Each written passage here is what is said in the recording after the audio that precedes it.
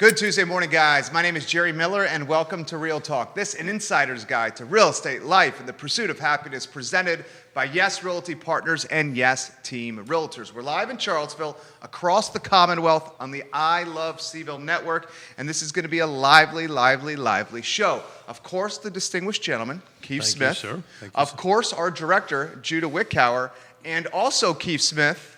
Our guest for today in the proverbial hot seat, which is the president of CAAR, Quinton Beckham. Everybody say hello to Mr. Beckham. Hello, Mr. Beckham. Good morning, everyone. Quinton Beckham in the house. Nikki Chambliss, welcome to the Hey, broadcast. So a lot we want to cover today, my friend. We do. I just want to add to that. You said that the Commonwealth, we've got 3 out west watching and 2 in Europe at the moment. So the world, I think, counts. I love it. And if you guys want to give props to Keith, to Quentin, if you want to ask a question, if you want to engage Please. with the broadcast, put the comments in the feed. We're happy to relay it to the people. Neil Williamson, the Free Enterprise Forum, shares a link that he wants us to discuss. I will read the headline to both you gentlemen in a matter of moments. Albemarle proposes bananas technology fee. Imagine that's coming up over here at Quinton Beckham. So maybe we'll touch on that later in the broadcast. But before, how about an open-ended question for QB? Well, why don't we just give Mr. Beckham Quinton an opportunity to introduce himself, because there's a bunch of folks on here who may not know who he is. So if you don't mind spending a minute giving us a little flip book life of Mr. Beckham. Okay, you're done. My favorite color is blue. No. I'm currently the president of the Charlottesville Area Association of Realtors, and am also the owner and principal broker for Keller Williams Alliance and its associated companies. And been in Charlottesville about 10 years now, just really into the community and want to be supportive and a good representation of all the many good agents that we have working in the area. I love it. That was short, sweet, and to the point, sir. Thank you.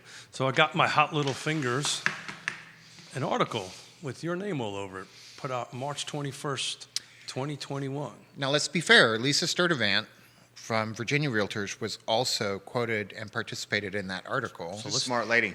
We love And having Lisa on here. Brian McKenzie Mack was really awesome to interview with. It was a very good interview. He was really engaged. He asked really good questions and helped bring out the best of us. So I'm going to do kick off the questions. And I can say this because I've been in this real estate market since 1987, and I think Jerry kind of said it. This is the 2 above the fold.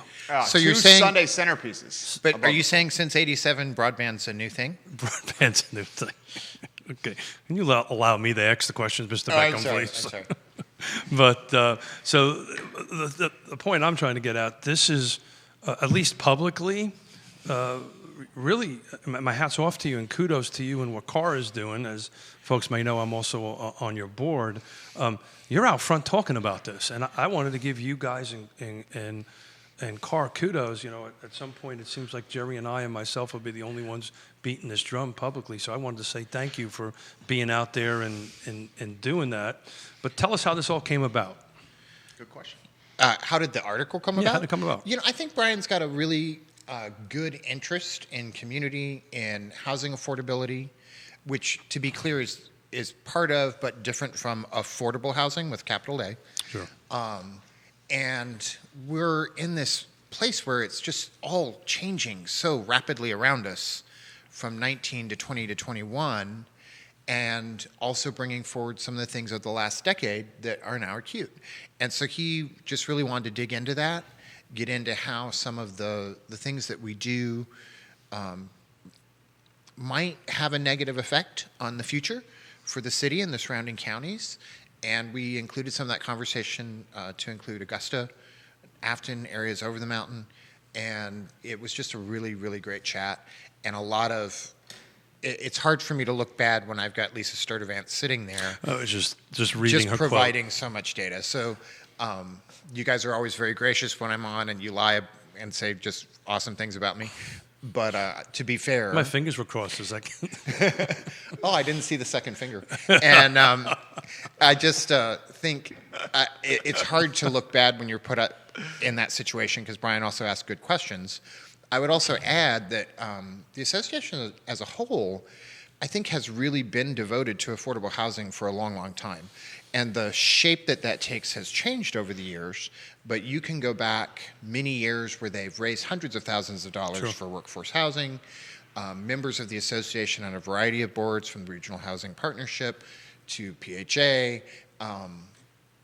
And so the involvement has always been something that the association has tried to knit into the community. Hearing it now in the newspaper with real estate being such a big deal might be putting a little bit of a yellow highlighter on it versus other times where it happened more quietly.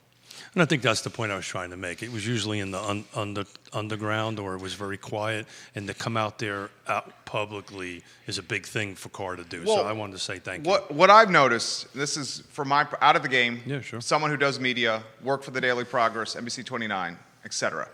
Previously, they were press releases sent to the outlets. Now it's perspective offered on the press release that unpacks what is in that press release. And I think now, and I don't want to assume, that's why I'm putting this, as a topic on the show. I think now, as the market has been uncertain, is fair, that what you are doing is very needed. And I think as you go through, you're seeing a lot of real estate agents that have been participants for a long time step in that regard. I want to say it was, I can't remember if it was Greg Slater or Jim Duncan. One of the two of them, sorry guys, sometimes you're interchangeable to me, also had an article in.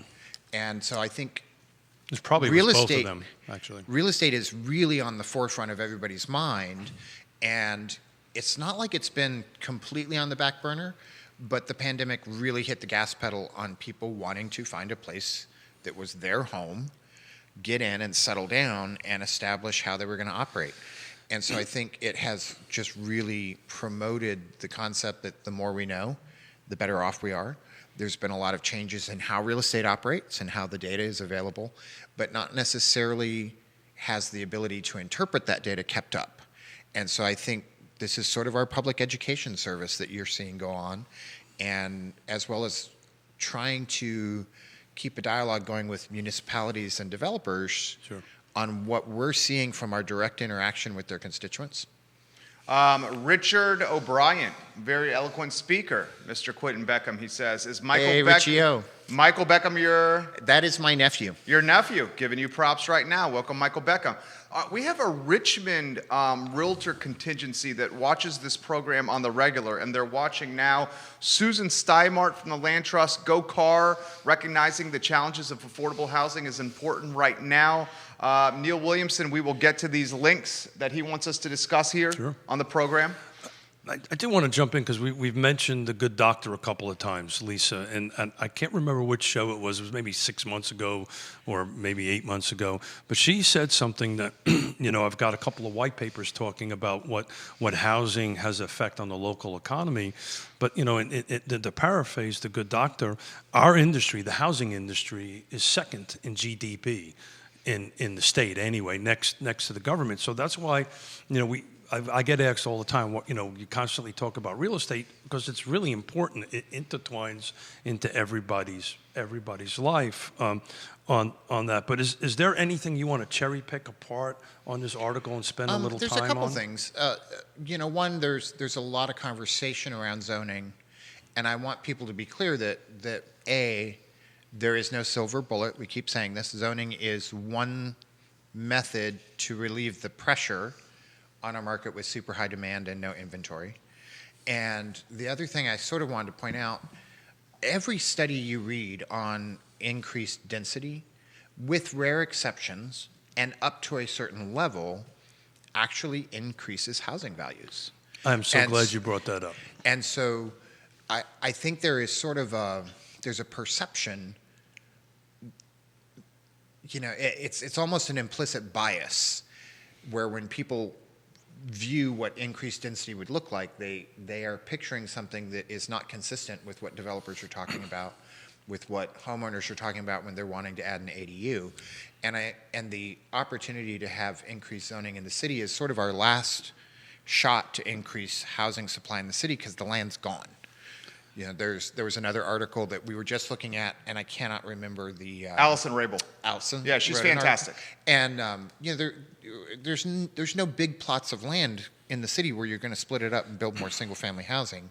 The last little individual homes I saw go in were actually large lots that were already owned that got subdivided and just happened to be enough to plop down another house. We're already increasing density even within the current zoning, just maybe not in the most effective ways. And I think it's one of the items that should be looked at. But there's such an interplay between the city and the surrounding counties that you can't really address the issue without talking about both. Can I throw this in here? Okay, you guys are the pros. I learn from you constantly. From just about every other industry, sector, whatever you want to call it, Quentin, when you diminish supply, values go up. If it's honey, right? If you diminish the bees out there in the world, the value of honey goes up, right? You're saying in housing that's not the case. When you diminish supply of honey, other entrepreneurs take honey, water it down, and add sugar, and then ship it. And that's actually a real article. Look it up. It's an interesting case study. At some point, the diminishment in supply ceases to add value. We're not there yet. I don't know where that magic number is. But you have to have a market that flows in order for there to be advantage. And although we might have increasing housing values, the real estate market supports the economy in so many different ways that we probably have other items that we're losing on that are as yet unrealized. And so I'm happy that people are gaining value in their homes. That's what we want. We also want people to understand that this is part of a larger mix. You know, if we are number 2 in GDP, at what point does the reduction in actual transactions begin to impact other sectors and other industries and the ability of us to continue to grow? Well, that's happening now, right? Yeah. I mean, the supply chain is as stretch as it could possibly be. Yeah, I mean, absolutely it is. And I'm shuffling papers here, and I know that it gets picked. The mic picks it up, so I apologize for those who are listening on that. But you know, I'm a little old school. I've got to actually have papers in front of me instead of a laptop. But there's a simple Google search will actually prove that out. I'm looking at a report, the Density Development Myth and Fact, put out by the Urban Land Institute, which is a combination of the Sierra Club and the AIA, the Association of International Architects. And if you go into it, it basically dispels the myths that I think we were talking about.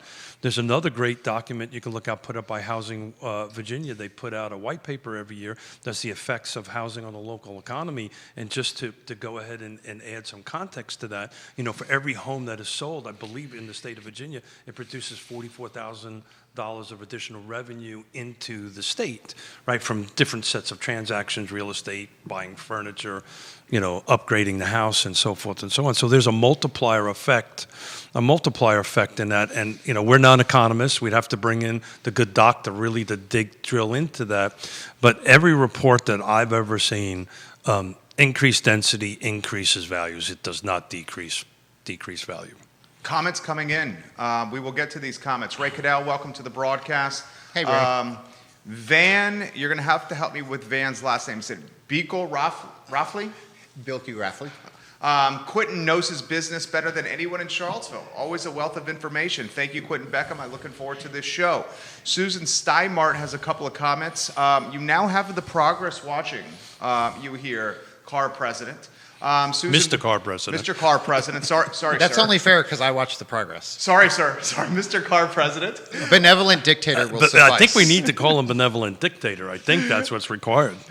So let me get to these, and then let me start throwing some of these out there because they're coming in pretty quickly.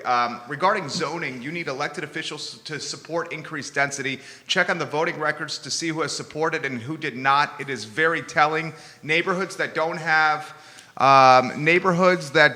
garages designed and have potential to add auxiliary dwelling units. I'm so glad Jerry mentioned industry. The same challenge with affordable housing is also with sites for commerce. It's been the same struggle to have zoning meet the needs for affordable housing and places for industry in our community. Leapfrog development is another real issue. If no houses are available in our area, a couple things happen. One, employers and employees go elsewhere. Two, houses get built in the suburban area, causing bottlenecks on our roadways. All that to you, QB. Go ahead, Mr. Beckham. Yes, but density solves some of that commuting issue. I think you have to prioritize issues. So yes, we have to handle things in terms of transit and commuting, and sometimes those are a hassle. And there are instances where weather and other stuff impact that. Or your priority is to ensure that there's housing sufficient to support the job growth and the economic growth that we've come to enjoy, and that really, the remote work and the relocation in the second home fueled 2020 in expanding our market, in expanding our tax base, and in creating increased GDP and opportunity for people that are already residents. And so if you succumb to the notion that commuting is unsurpassable as a roadblock and that traffic is insurmountable, then you put a cap on that. And I don't believe these are insurmountable things. I think that we have a variety of circumstances working together that make this seem like it is impassable. And to be fair to elected officials, there's a lot that plays into an elected official approving a zoning change. Yep. And there's a variety of committees that get involved. There's a public comment period. There is a lot that plays into this. And so they enter a situation with a particular stance. Let's call it a default position. And then What's a default position? Let's suppose you have somebody that's elected that's default position is higher density, approved community development projects. Okay. So the project that starts when they enter office might not even get in front of them for 6 to 9 months. And at that point, they're getting reams of information summarized to them by staff, by the Architectural Review Board, by The public. by Planning Commission. The amount of input that they have to sift through. So this is a world I know is well. Just stunning. And so I want to be sure we don't accidentally throw an elected official under the bus that is doing their level best in the midst of a huge agenda to take this single line item vote. So- And I know we like to hold them to this because it seems easy because they get to say yes or no. But there's 1,000 probably no's and probably yeses that are thrown on in front of them before they get to make the final yes or no.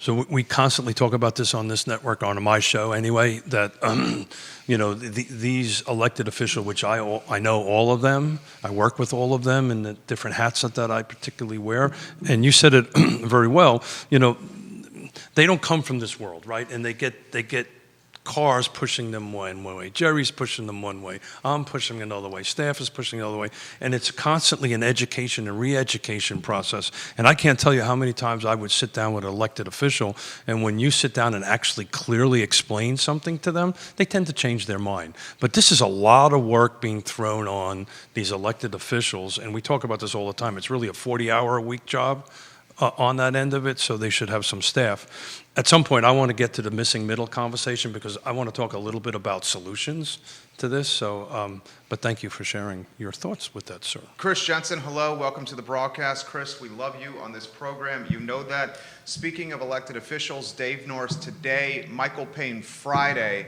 on this network. We'll talk housing with him if you want to bring it up. It's certainly going to be a topic. This question is interesting. I don't know if you want to go down this road.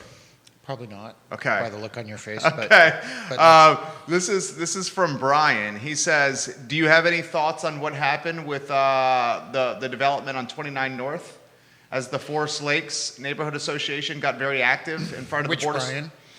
What's that? Which Brian? Brian Susia. Okay. You obviously know what happened, right?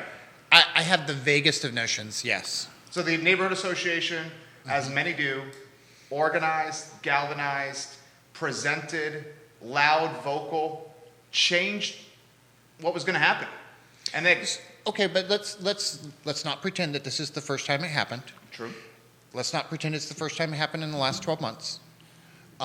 There are a lot of projects that have been large subdivisions in and around us that have resisted further development because of traffic concerns, because of worries about green space, because of how it's going to affect their schools. And I cannot believe that 1,000 families in these subdivisions are evil people that want to make sure that there is no such thing as affordable housing.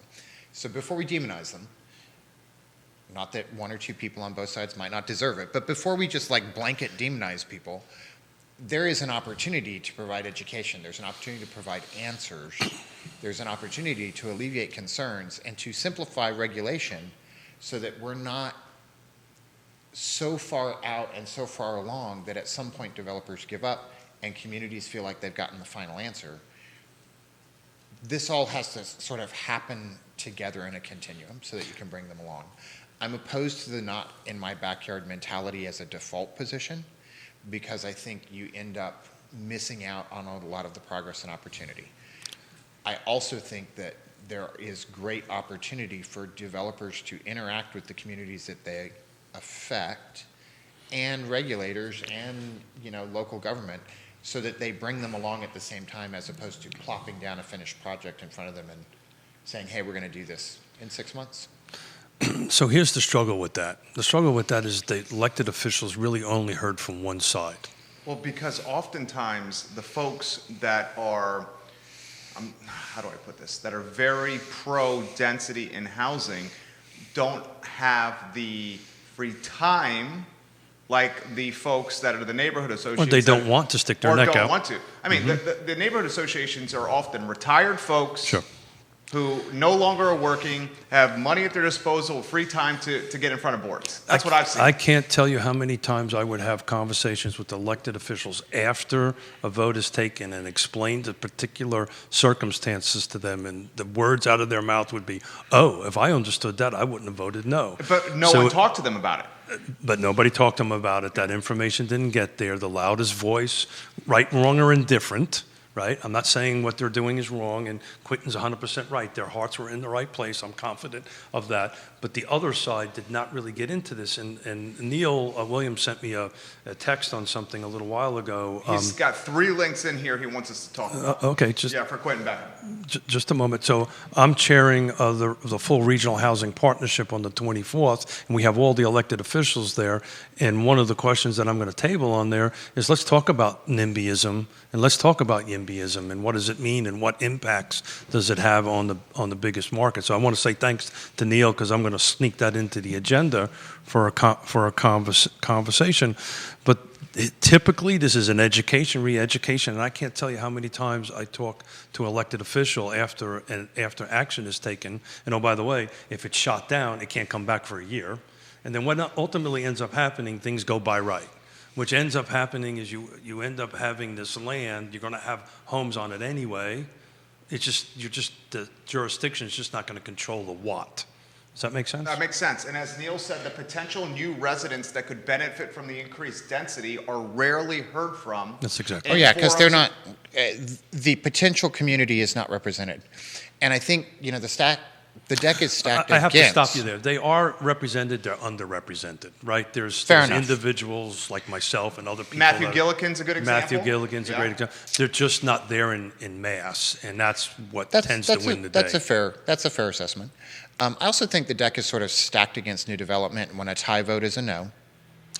Yeah, well, that's a whole different subject. I personally do not like even boards. Yeah, 6 in the county, 5 in the city. Yeah. When a tie vote is a no. Yeah. And the opportunity to even get to the public comment happens 9 to 12 months in the process after you spend a very large chunk of money to get there. Sure. You're only willing to go so far. And so I do think the deck is sort of stacked against them. James Watson. Well, hey, James. James Watson, he's a city planner by trade? Well, he's not a city planner, he's a land planner. Land planner. A challenge to increase density is that the banks want to reduce their risk and see an ROI, which creates a challenge for a homeowner or investor to consider adding affordable units to an existing single-family lot. That's a great segue. What do you think of that? Great segue. I got a comment on that. You go first. Please, no. Well, this is my brother-in-law, so I'll take brother-in-law prerogatives on this. Again, the Regional Housing Partnership on April 15th is going to be doing an actual ROI live in front of folks to understand what the numbers actually add up. Most folks don't know what the impacts of these regulations are in affordable housing. So please join us. Thoughts? I just think they're very onerous and they're getting worse. Add the technology fee that just is working its way through. Yeah. And again, we're talking about stacking the deck against development.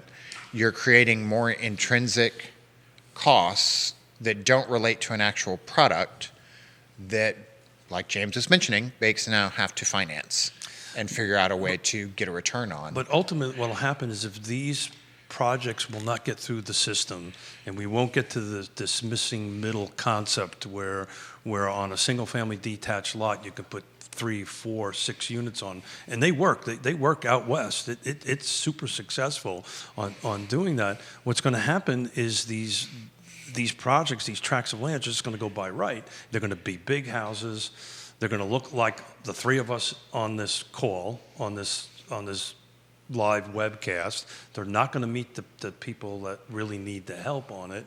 And, it's just going to take a piece of property out of the inventory of trying to create this, what I refer to as a healthy housing system. I really don't like the word affordable housing, personally. Well, because affordable housing is entirely too vague these It means days. different things to Yeah, different people. right. And we're going to tackle this on the 24th, hopefully. I might not be chairman after I We throw just need that a out. definition of it. Well, the problem is it means something different to you. It's different to Quinton Beckham, different to Keith Smith. I feel better when we talk about housing affordability. Yeah. I agree. And we recognize that when we say affordable housing, that's capital A, and that really requires government participation.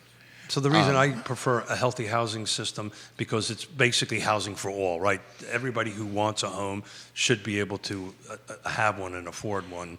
And this missing, this density question that we've been dancing around is the only way to get there, because otherwise you're just going to end up with these larger by right homes that are just not going to be able to do it. And as you know, the ADU conversation, I've been very much so involved with nationally, auxiliary dwelling unit, and the places that they have adopted this really aggressive policy, it's working. The numbers are proving it. Susan says this, and I can piggyback on this. Typically, public comments on upzoning are usually those not looking for affordable housing.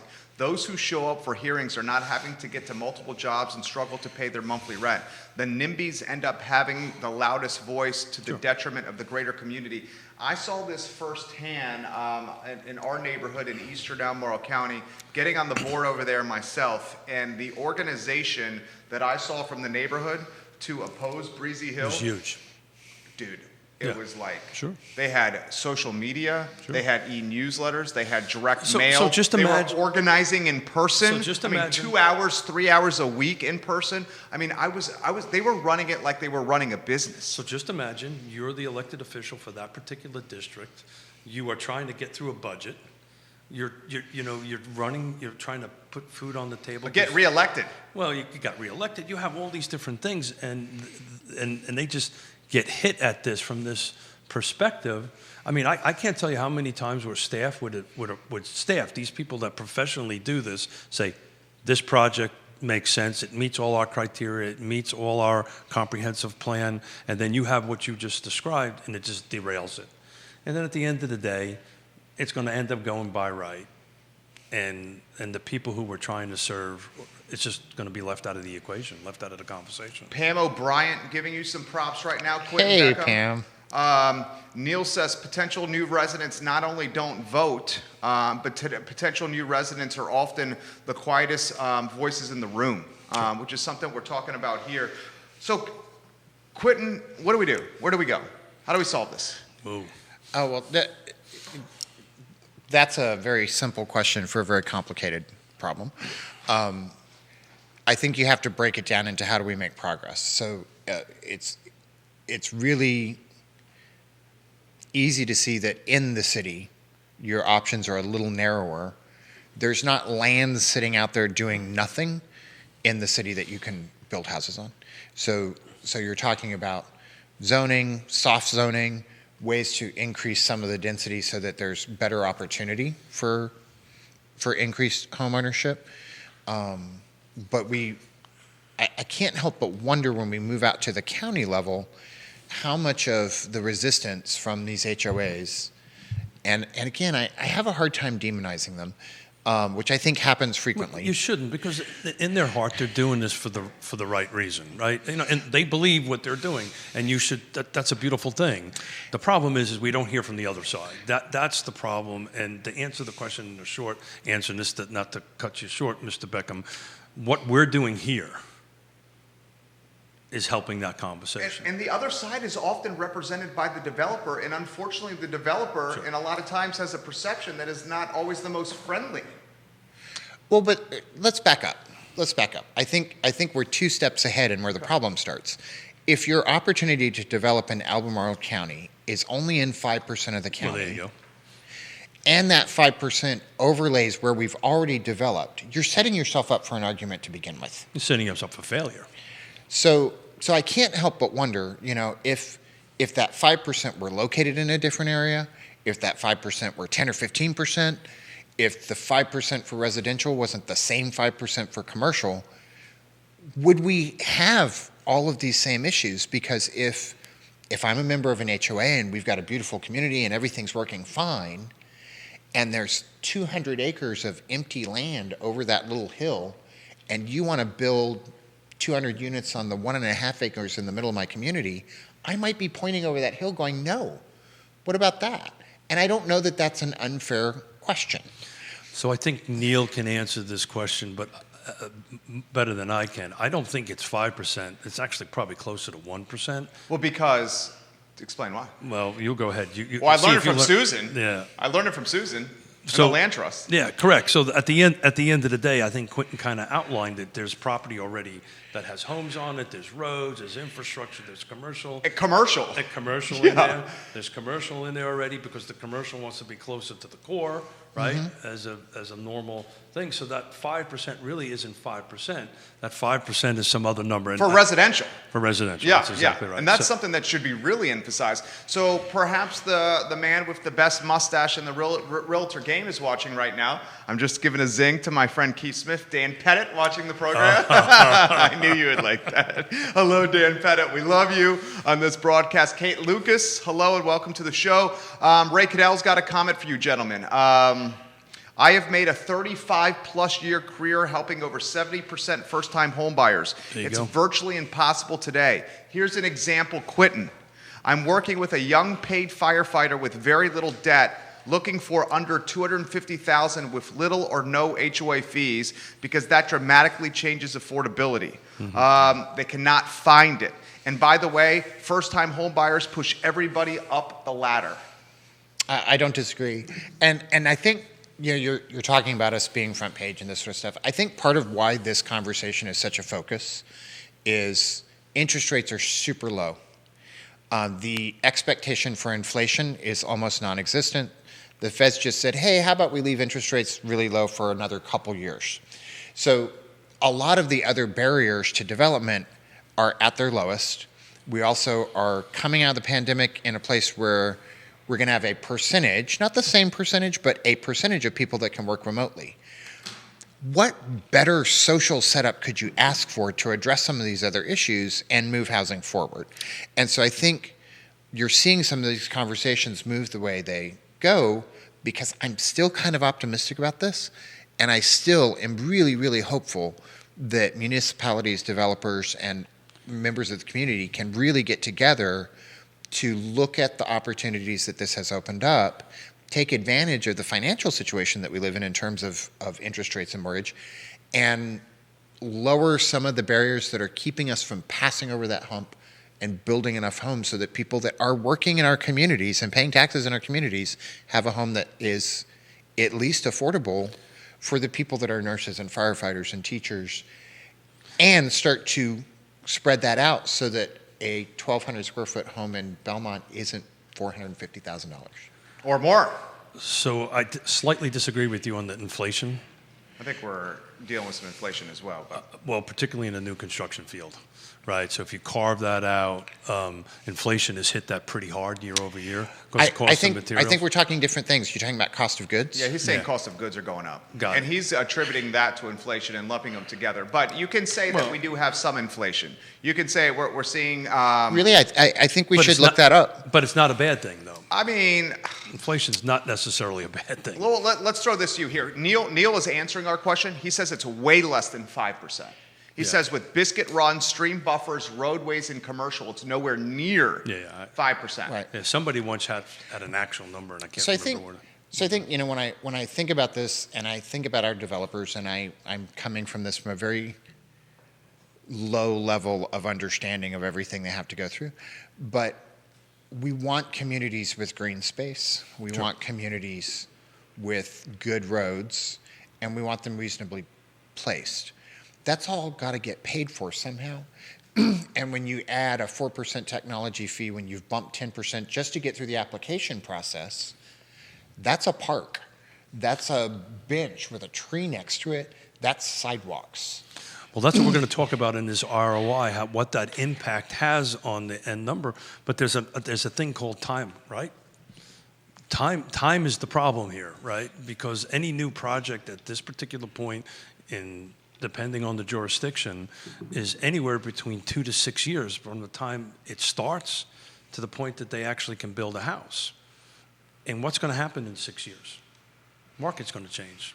So what's happening is these developers are trying to hedge their bets on what the future might hold on that end of it. So we talk about this on the show all the time. You know, I've been an advocate of figuring out a way to turn red tape into green tape to do that. And it seems like the jurisdictions that have done that have been successful in this. But one way that we can relatively easily increase density with the least amount of pain and process is this missing middle concept, right? Because we're not developing, they're there. These homes are there, these lots are existing, these infill lots are existing. This Belmont, what was it, 1,200 square foot house on this eighth of an acre, whatever the size of the lot is, if I can put 2 more units on there or 1 more unit on there, then I've just doubled density or triple density, and I don't have to develop.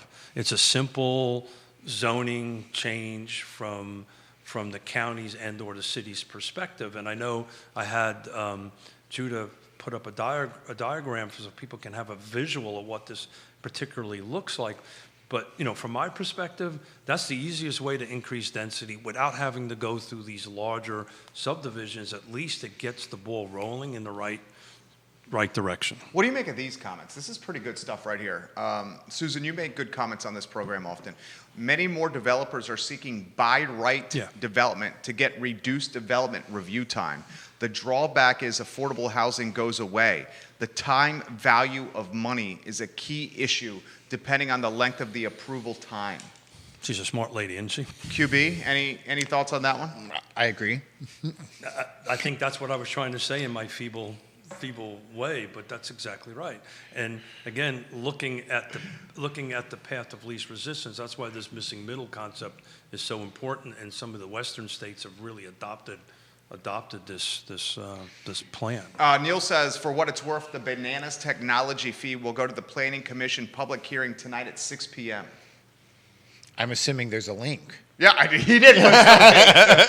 There is a link. He's the link king. In the feed. Content slinger. Comments, put them in the feed. Go ahead, Mr. Smith. Well, I think we fully got to Mr. Williams' questions or comments? Well, he's shared a handful of links. Should we throw those on air? Yeah, sure, if you like. The first one was, and you've touched on it a little bit, the technology fee.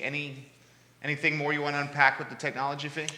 Read his blog. He did a really good job of breaking that down, and we're essentially applying a citywide improvement, or a government-wide improvement, I'm sorry, that we're making one department and one set of clients that uses that department pay for. And it's coming out of the worst place when you're putting it against these developments. Anything? It doesn't sound like a great idea to me. You guys, how about this comment? Okay? This is from a mom of 2 that's a renter. Her name is Laura. You guys routinely talk about home ownership, but you rarely talk about home rentals. You guys rarely talk about that rental prices are skyrocketing and pricing us who can't afford to buy a house, even out of the rental market. Why do we not talk about rental prices going up just like we talk about home prices going up? Wow. You know, that's a good statement. Yep. And I do believe in the article that was in the Daily Progress today, there was some conversation about this. I think all the pressures are the same things that keep driving home prices up are keeping rental prices up and driving them up. And it all goes back to development. And when I think of housing affordability in my brain, and I don't express this well, I'm including the fact that people need to rent. And I'm including rentals in my brain when I say that. I know the latest projects that got approved in the last year still have a starting price of $1,200 for a 2-bedroom. Oh, yeah, that's insane. And go up to $1,800, $1,900. And That's a hell of a lot of money.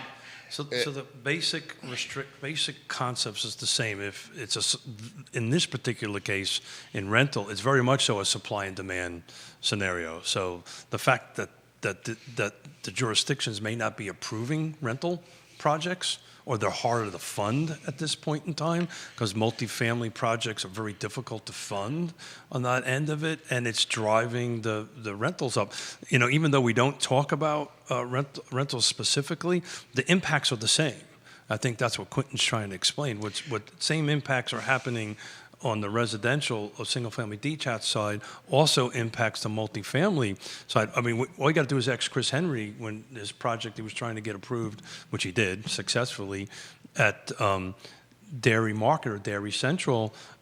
You know, what the jurisdictions put on restrictions for them raised the rent up, and the rent just keeps on climbing. So it's kind of wrapped in together. We thank you for sharing that. I've that registered. We're going to try to talk a little bit more about rentals and bring some experts in it. Part of the reason I don't speak too much about it, I'm not an expert in rentals.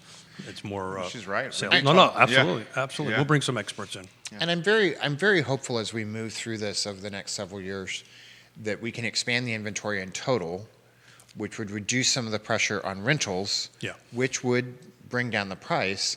And at the same time, Lori, was it Lori? Laura, I'm super hopeful that a single mom that's working and has 2 kids and a decent credit profile but needs a down payment through PHA, through some of the other services that we work with, will be able to access that as we move forward, so we can move you and a family like that out of a rental and into homeownership that's a reasonable home. So and I would a reasonable suggest payment. Laura to DM me personally, and Yeah. I'll make sure I connect her with Susan and the folks at PH to find out what's available for her to help her personally. Neil says NIMBYs are opposed to additional rentals as well, just for what it's worth. Dan Pettit says, I think there are only 11 detached homes to rent in Albemarle County right now. Yeah. And that's probably 3 more homes than are listed for sale. But That was tongue-in-cheek, a joke, but he's actually kind of close. I don't think you're too far. yes, Yeah, right. When you have housing pressure, it's housing pressure for all forms of housing. But thank you for bringing that Yeah. up. That sometimes we get wrapped in one subject and forget about another. So thank you for keeping us straight, Laura. We appreciate that. James, not only is 5% Albemarle County land developable, but it is also one of the wealthiest counties in the country. People with the wealth have to be willing to accept the change and be open to a new vision. Otherwise, we all know we will be talking about this more decades to come. That's my brother-in-law. Is that James Watson? Yeah. He's spot on. Spot on. Neil Williamson talks about the development on 29. The RST proposal included 75% affordable rental units in Forest Lakes. Yeah. Yeah. And some of the big arguments against it were things like green space and schools and some of the issues that were separate from that. So it's interesting when if you pull this report up, it's actually a myth that increased density does not exactly equate to increased students in the school system, because as this report was saying, a lot of it is maybe Keith and Yona. I don't have kids, right? And people are having children a little bit later in life. They're having considerably less children. I'm the oldest of 5, right? I only have 2 daughters, It's not an uncommon thing. Well, that's what he said in the Sunday centerpiece, that couples are having kids later than they did, say, what would you say, 25, 30, 40 years ago? Oh, I mean, that's a standard theme. If you dial back time to 1987 when Keith graduated with his master's, and if you dial back time to 87, people got married younger and had kids sooner. And the more we've moved forward in time, people are taking more time to do those things. But I think it's important we remember we have an entire generation that has come of age and is the primary first-time homebuyer that is a huge population. They're also probably the most internet, remote, broadband savvy generation out of the ones that are toddling around right now. It's interesting that I didn't bring a report with me, but when I was reading the NAR, they come out in April of this year, which is the 2020 numbers. And it's really interesting when you take a look at the chart of how internet was important, obviously to millennials, and then you could just see it drop down as you get into the baby boomers, the younger baby boomers, and I believe after the what they call the greatest generations is like in single digits. On our generations, it's almost 100%. It's pretty interesting how important that is. And I think as you listen to our viewers, as you read these articles, as we've talked for months now, these are very, very complicated questions. Sometimes they're easier to look at from 35,000 feet than they are when you're down on the ground with the buyer. And for the folks that we are electing, I think sometimes the pressure we have on them to have the answer is counterintuitive. The best leaders that I'm aware of simply know the right questions. Oh, yeah. And they keep asking them and directing staff and focusing resources until they find the answer, and they don't necessarily come to the table with the answer. And so as we move into our next election year, I would love to see us focus on people that know the right questions and really engage experts, engage staff, engage the people that have really spent years learning this stuff to help us get to the right answer, and not expect the elected officials to know the answer from the minute they sit down, because that's probably an inappropriate expectation. So that's the path we're trying to take here on the show, right? With what Jerry has done and Judah have done, is we now can have 4 people safely in here, and we're trying to establish round tables. It's a little bit difficult now to book because people are busy, and it's different from doing a Skype and physically have folks sit down. But we've taken on this role that I'm trying to do on Tuesdays to start bringing this up. Friday's going to be a little bit more real estate focused, but we're going to start trying to bring some experts in there. See if the good doctor will come from Richmond to sit down with us, and a couple of other experts that we're trying to bring to the table. And we'll be adding rental onto that. So thank you for putting that in my little noodle here. But look, we've been chatting. My God, I just looked at my watch. We've been chatting for 8 minutes. Yeah. And anything else on the feed that's of great interest that we can try to get Mr. Beckham to answer? There's a ton on the feed. So how about this question here? Quinton Beckham, thoughts on Albemarle County keeping the density from increasing and how it's going to impact Nelson, Orange, Louisa, and Green? And Flavanna. And Flavanna. That came up on yesterday's show. Well, I think all of our counties are good options. I don't think there's any losers in this area that we're talking about, and I'm including the Greater Augusta Association. We've got a lot of ways to win out here. It was really interesting to listen to Jesse Rutherford talk and have some really sort of simple, straightforward thoughts about this. Now, he's still got a system he's got to work through, but I think if we can keep people focused on the right questions and towards the right direction, the answers will present themselves and the knots will untie. You just got to keep working at it. I can share a direct result of that interview is some conversations we're having with folks looking at opportunities in Livingston and Nelson County to do that. The answer to that question in my vernacular, unfortunately, if the core doesn't change the way it's thinking, the term that I'm not a big fan of is going to happen.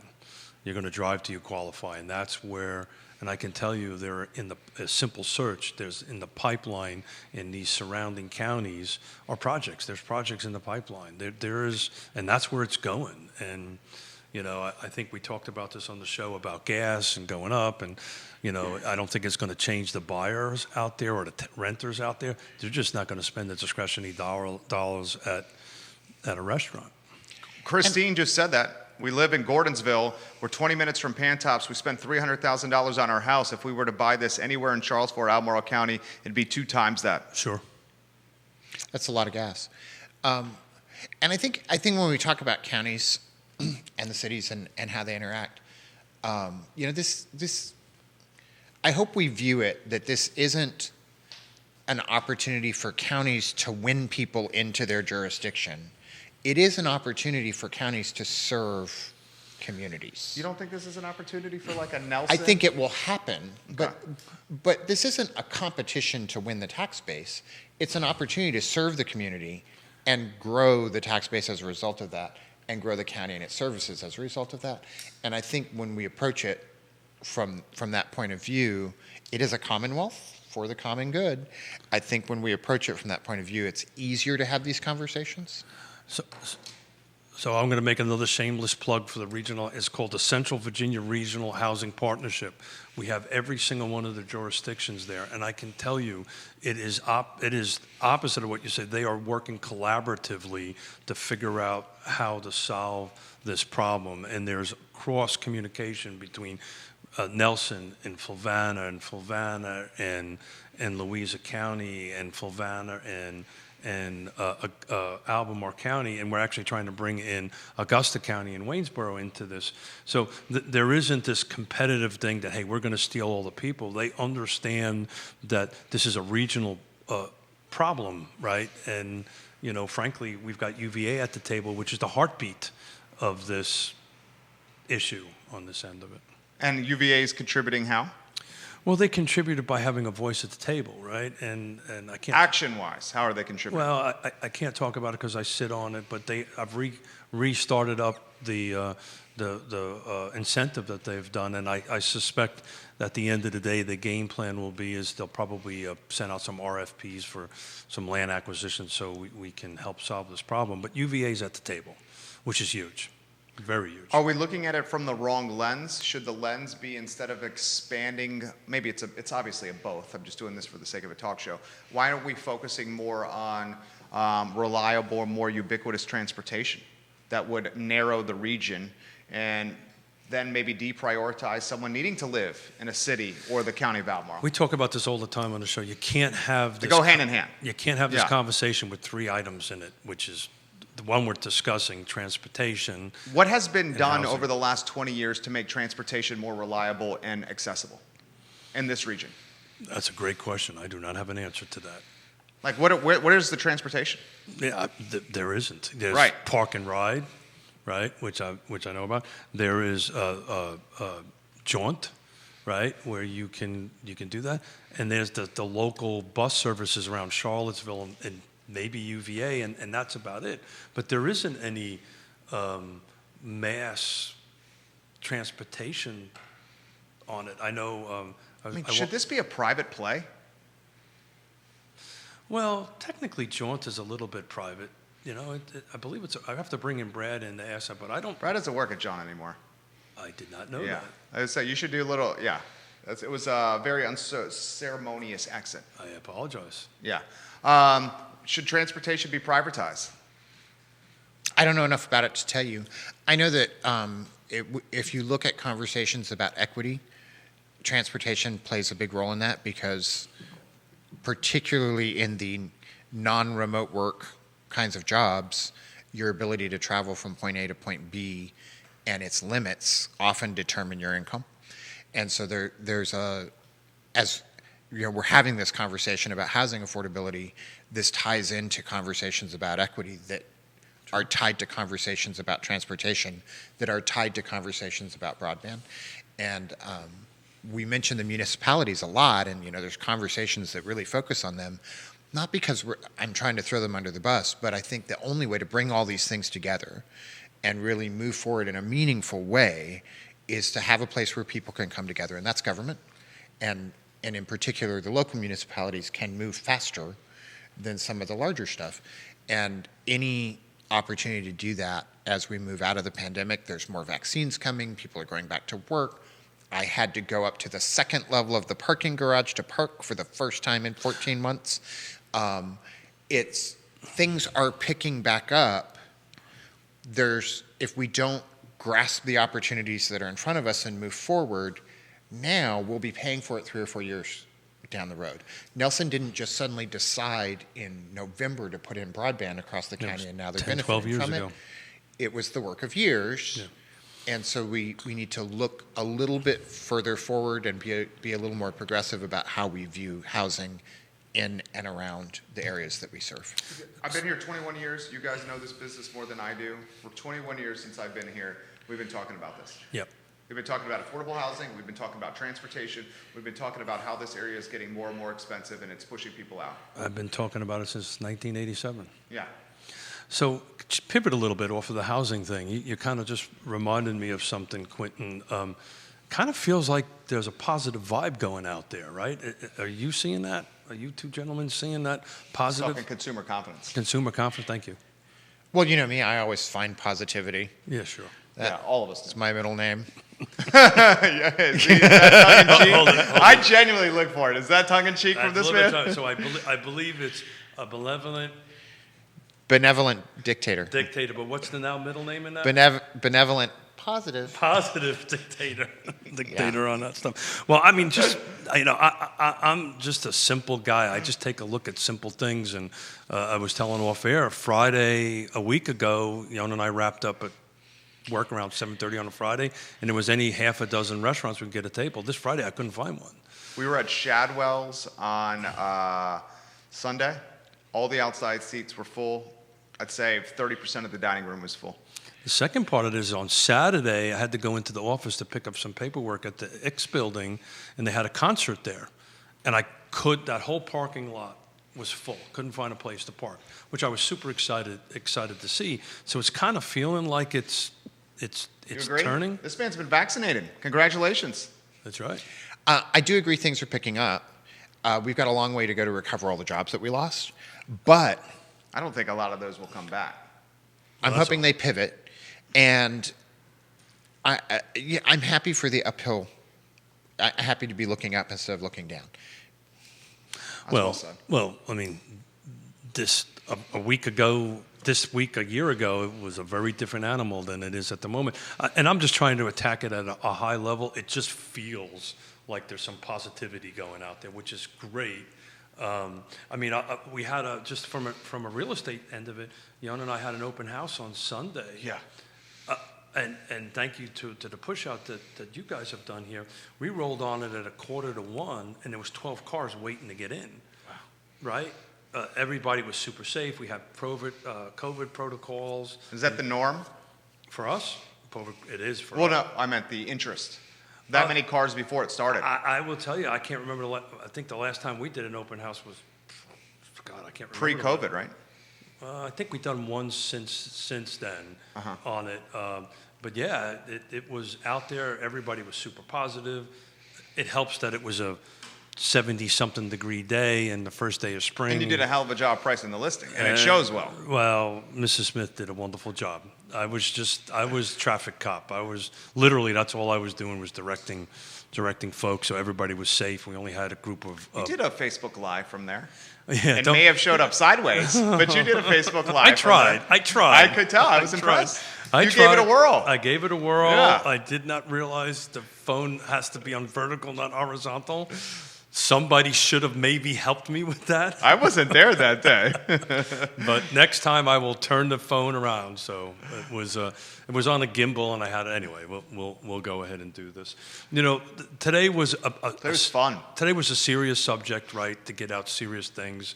Maybe a little bit of the banter was kind of missing in the thing, but I think it was there. But it was important to us to get Quentin out there to talk about this article. This is a super important subject to have the conversation around. The only way I know how to kind of turn this around a little bit is to talk about it, to show up at meetings, make your voice heard. So not the NIMBYs, and I'm sure these people, the folks that do this, have their hearts in the right place, but they have to hear from the other side, right? Otherwise, it's just a one-sided conversation. What do you think, QB?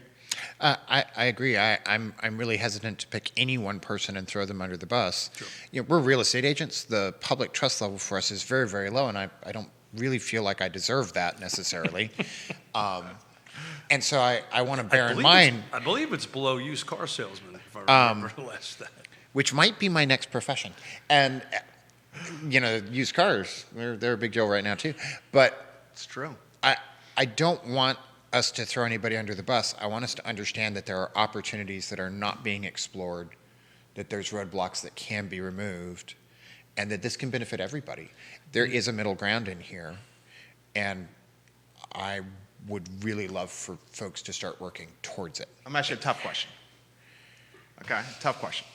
Is there a direct correlation to the current and recent past boards in Albemarle County, their age, their position they are in life, where they are in the age spectrum and the financial spectrum, and the fact that such little of this land is able to be made into anything from a housing standpoint? I can't give you an answer to that, and not because I'm trying to be politically coy, but I'm not friends with these people. I don't know them. I don't see any young folks on the board. I guess what I'm saying. Well, let's I unpack don't remember who Yeah. the last person was. I think it's fair to say that if you're on the bottom end of the K-shaped recovery, you have a very different sense about this than if you're on the top end of the Yeah. K-shaped recovery. And so I don't want that to mean, though, that people don't want to all work towards everybody having a place to hang their hat that doesn't impoverish them. How we get there is where the issue lies. I just don't think. Let's This is unpack me that. saying it. Leadership is not necessarily reflective of the community in totality. So let's unpack that a little bit. And Sure. We've talked about this numerous times. Sure. So the bottom line is, we joke off air about all this stuff, but in order for you to run for office and get an elected office. Oh, I'm not. Don't joke about it. Okay. Yeah. But my concern as a Sure. friend Sure. is that you're doing 72 hours a day to run a business. Sure. The people that have the 40 hours a week time to run this are generally your retirees, right? Or somebody that can afford the time on it. And this comes directly down to, and Sally Hudson tried to pass this in 2019 and it got shot down, is actually trying to increase the salary pay. of the Board of Supervisors so that Michael Payne actually can afford Michael Payne makes $18K as a city councilor a year. I believe it's less than that, actually. I think that. Albemarle County Board is 16.2, mayor's 20, city councilors are 18. Got it. Thank you for Yeah, correcting me. I've looked into it. But the point is how can you survive on $18,000 a year? You got to have another job. Correct. Yeah. So there was and Sally made a bill and it didn't go anywhere to increase it because it has to come from the top down, right? Because Dillon Rural State to go ahead and filter itself down that way. But if you can, if you can do that, then you will get more representatives of folks. You get younger people for sure that can afford to do this. Who's the youngest person you remember being on the Albemarle County Board of Supervisors? I don't know. I can't remember. Can you think of one person in your lifetime in this area that was under 40 on the Albemarle County Board of Supervisors? I don't think I can. There's been one African American in wouldn't- Albemarle County history on the Board of I Supervisors. wouldn't count what I'm saying as the gospel. I just can't at Sure. the moment think of it. One African American in the history of Albemarle County on the I board. would think the city has the youngest. at Yeah, the Michael moment, Payne's under 30. Right. I can't. Jesse Rutherford. That's Nelson County. I understand. I'm just thinking Yeah. of the jurisdictions Yeah. around here, trying to figure out who is some of the youngest folks on there. It's you can count it, of all the 6 jurisdictions, you can probably count the young Under 40 on 2 fingers. one hand maybe. Anything? But Well, I feel like you're putting forward youth as a qualification, and it certainly doesn't hold true in this room, so I don't know why in other places it would. I think diversity serves us. in every That's where I was going. in every report, in every study, diversity serves communities, it serves businesses, it serves boards of directors. And so if the board, whether they're 25 or 70, if they all look the same, we're probably not getting the best answers. That was my point. That was And my I point. think, Quentin, maybe I didn't do such a good job of it, but that's kind of my point I was trying to make is I diversity. think you both is said key. it. I was trying to say it in You less put it than very 4 succinctly. sentences. Yeah. Yeah. That was the point I was trying to make. And Neil says the youngest one, He would know. Brad Sheffield, and I just responded to him. Who is the youngest one in the history to serve? And we'll see what he has to say. You have a very busy schedule today, don't you? I have a busy schedule every day, which is why I was chuckling when you were talking about people that make less money than me that are expected to know all these things and make really sound decisions. Because I have a pretty good staff of people that, whether it's firsthand or secondhand, work for me Oh, yeah. to help educate me and provide time, and yet I still run out of time. You and I are very good at delegation of work. Okay, so this is something that just came up. This is from Susan. Thank you, Susan, on this. Neil, jump in on after I say this. Neil Williamson. Susan says Chris Dumler, out of the Scottsville district, if I remember, Susan, was 25, but Chris unceremoniously got booted from the Board of Supervisors. But he was, I think, the youngest. 25 out of the Scottsville district. Correct. I think he's right. And he did I not think serve his Susan's full right. term. Well, but the question was who was the youngest, and Yeah. I think that might be it. Nicely done, Susan Steinmar. Yeah. And I would encourage us, I often defer. Everybody's always very helpful and complimentary to me, 'Cause we have to with this whole dictator thing. I know, it's because of the fear. Wait till If the tenure is over, Quentin. Yeah. Wait, Don't stop drop being this afraid. Do not stop being afraid. But I think there's a lot of experts that lead up to the things that people get to stand up front and talk about, and I hope we give them the space to do that. If you're on this feed and you don't know what's going on, get on the Free Enterprise Forum blog and read.